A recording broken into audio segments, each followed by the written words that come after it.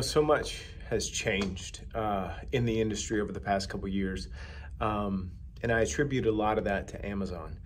I think that so many people have adapted what they expect, whether they realize it or not. And business owners are struggling with this because Amazon, took decades to build this out. It took this streamlined approach of the customer's always right. They're always expecting more. They're always wanting more. And Amazon has been delivering it to them left and right. But the problem is business owners have not been keeping up with this. And so here's a quick breakdown of what I mean by this. Say, for instance, you go to Amazon, you shop for what you want, you click a button, 2 clicks, and the thing is done. It's on your way, you've moved on. It's like an impulse decision. You're like, oh, I need this. I can hop on this site, order it, and know that it'll get there within a few days. They now expect that from just about everybody simply because Amazon has indoctrinated so many people with this process over and over. And I think this really holds true in the real estate industry. And the reason I say that is because I'm a real estate broker, so I get to see the subtle changes and the mindset shifts of what customers and real estate agents constantly demand, simply because how they're interacting with everything. Like Amazon has had this ripple effect that's changed so many different things. Like now customers constantly demand fast, streamlined, out of this world experiences, or if not, they're going to go on social media and complain about it and tag other people about it. And they're going to tell their experiences to everyone else. It wasn't like that a few years ago. Everyone kept their comments to themselves and just went along. But now people are frustrated. People want more. They demand more. And when they're so used to getting it from somewhere else, but they're not getting it from like the real estate industry or car insurance or life insurance or whatever experience they're kind of running into, they're frustrated by it simply because they might not know why, but that's really why. They're demanding more and their minds want more. Same thing with real estate agents. The problem with that is so many real estate brokerages are doing the same thing over and over and over. They're not adapting. They're not giving more to their agents. They're basically just saying, hey, you can hang your real estate license here and go out there and push it, use our name to get you business, so on and so forth. But that's not how things are nowadays. Things are totally different. Real estate agents are constantly competing against your Amazons of the world, of your Zillows and Trulias and Realtors and, HomeSnap and all these other, Zillow iBuyers, all these different things that are advertising directly to consumers.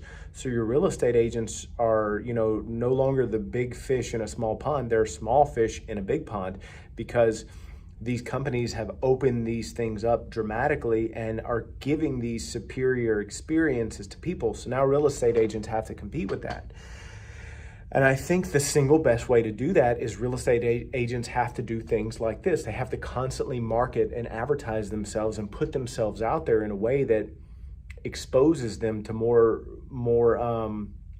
people and gives people the opportunities to know, like, and trust them. Because if they don't, the Amazons and Zillows and Trulias of the world are going to be the ones that are constantly in their news feed, constantly seeing ads, and people are going to get used to going to those sites to search for things instead of reaching out to real estate agents. But if you're a real estate agent, all you really have to do is constantly market yourself, put out content, be consistent, care about the people that you're actually trying to serve, and offer valuable information. So then that way you remain top of mind.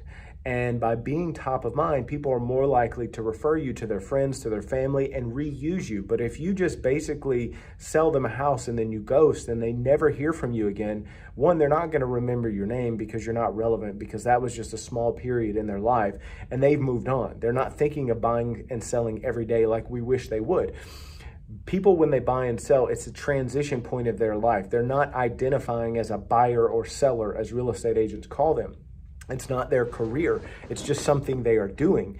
So basically, that's why you always have to stay relevant and be this digital billboard that stays in front of people constantly and all the time, because you never know when someone might make a decision and be to the point where they're like, you know what?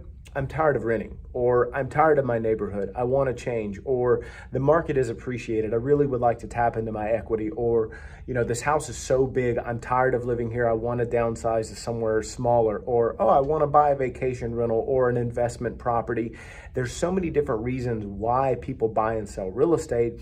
And by remaining top of mind, by sharing your experience constantly with people, you'll be more likely to be the choice that someone makes instead of those Zillow, Realtor, and Trulias, simply because you're a local expert. If you position yourself as a local expert that knows any and everything about the market, they're going to contact you first simply because you know what's moving in the area, you know what people are willing to pay, and you know how much that you can get for a home just by simply walking into it. So that would be my advice to you, to be able to compete with these Zillows and Trulias and Amazons and all these big massive companies that have completely changed the industry. You have to change and adapt yourself, but just be more of who you are, but just constantly share it and be adaptive, be willing to take risks and stand out from everybody. So I hope this has been helpful. Thanks for watching. Have a good day.